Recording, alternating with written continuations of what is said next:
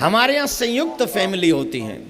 तो आप सभी बच्चों से एक ही प्रेरणा मैं देना चाहूँगा, अगर मानो तो प्रार्थना है मेरी, अपने कोई भी गलत कर्म करने से पहले अपने माँ बाप के बारे में जरूर सोचें।